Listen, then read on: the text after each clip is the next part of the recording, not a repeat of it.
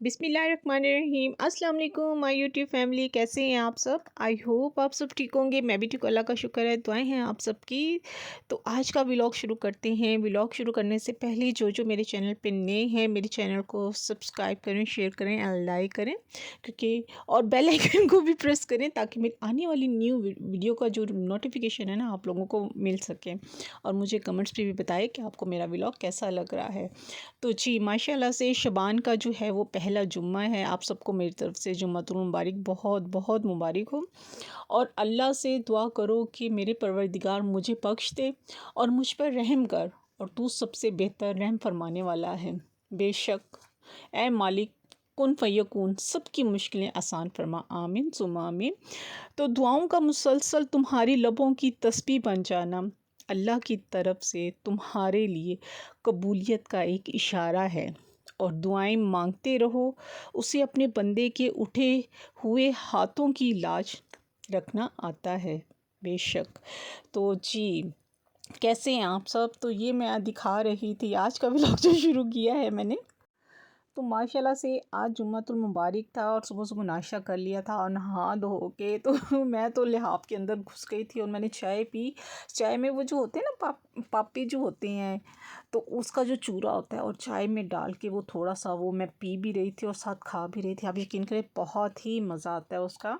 मुझे तो बहुत मज़ा आता है जब भी घर में पापे आते हैं ना, उसका जो चूरा बचा हुआ होता है ना, तो वो मैं ज़रूर रात में हो या दिन में हो, ज़्यादातर मैं रात में जो है ना चाय में डिबो के ना वो उसको बड़ा ही मज़ा आता है खाने का, तो खाती हूँ।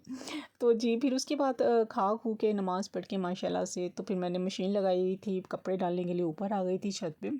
तो मैंने कहा चलें ये भी काम करते जाते हैं। माशाल्लाह मौसम जो था वो बहुत प्लेजेंट मौसम था माशाल्लाह से, और बादल शादल आए हुए थे और जो सूरज था वो भी छुप रहा था, कभी नज़र आ रहा था, कभी छुप रहा था, और हवा भी बहुत अच्छी चल रही थी। और मैं साथ ऊपर खाना भी ले आई थी परिंदों के लिए, जो कि मैंने ऊपर डाला था। मैंने कहा चलो अब प्लेटें भी जो हैं वो नीचे ले जाती हूँ। और परिंदे बहुत सारे ऊपर हवाओं में बादलों में मज़े ले रहे थे भाई। बहुत ही प्यारा वेदर था, आप यकीन करें। और चाँद छुप छुप के देखता था और चला जाता था। यूँ मैं फिर प्लेट्स वगैरह लेके नीचे जा रही थी और बड़ी मुश्किल से उतर रही थी। स्टेप स्टेप उतरना बहुत मुश्किल था मेरे लिए। जैसा कि आपको पता है कि अभी मेरी लेग पे पेन है, तो वो ज़ाहिर सी बात है आहिस्ता आहिस्ता ही रिकवर होगी ना, एकदम से थोड़ी रिकवर होगी। इतनी ढील जो उसको दी थी 1 महीने की, तो अब वो तो अपना टाइम पूरा करेगी ना। तो खैर यहाँ पे मैंने अब्बू के कपड़े डाले हुए थे, बालकनी में कपड़े डाले थे मैंने, वो भी उतारे। और फिर उसके बाद जो था वो मैंने जो नीचे सफाइयाँ वगैरह कर ली थी, पोछा वगैरह भी लगाया हुआ था। रूम की थी, बरामदे की रूम की थी। और मैंने कहा चलें, यहाँ पे जो थे अब्बू भी सो रहे थे अंदर, और मैंने कहा ज़्यादा शोर नहीं करना, और ताकि वो उठ ना जाए। उनको हीटर चला के दिया हुआ था, उनको ठंड लग रही थी एक्चुअली।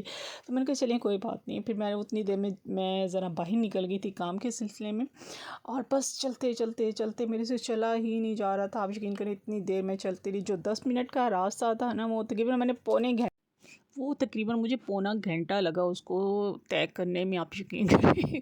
और मैं ऐसे स्लो स्लो जैसे होती है ना कछुए की चाल, मैं वैसे ही चल रही थी, बस बहुत ही स्लो स्लो चल रही थी। और गलियों से गुजरना मेरे लिए इतना मुश्किल हो रहा था कि वो रास्ता जो था ना वो कभी ऊपर था, कभी नीचे था, कभी कंकर आ रहे थे पाँव में, और कभी कुछ कभी कोई चीज़ को बचा के चलना। बस मैं बड़ी मुश्किल से ही गुज़र के रास्ता जो था मैंने वो गुज़ारा है मुश्किल से।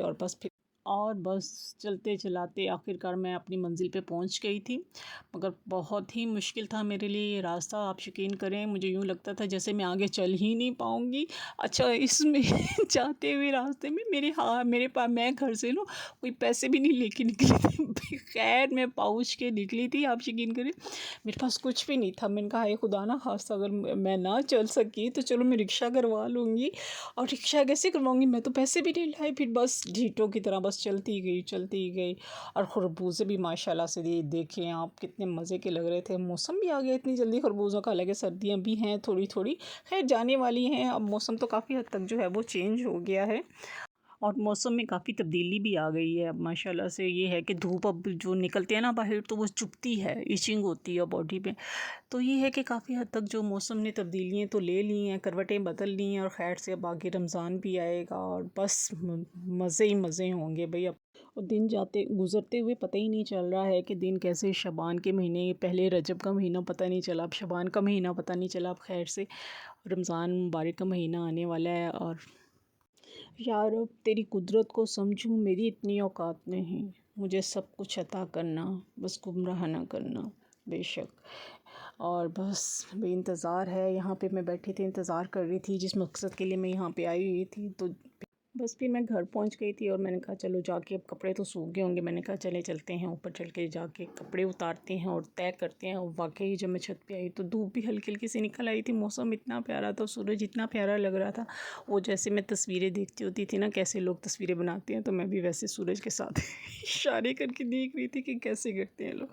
ये देखिए कितना प्यारा वेदर लग रहा है, ब्लू ब्लू आसमान था और बादल जो थे ऊपर छोटे छोटे से नज़र आ रहे थे।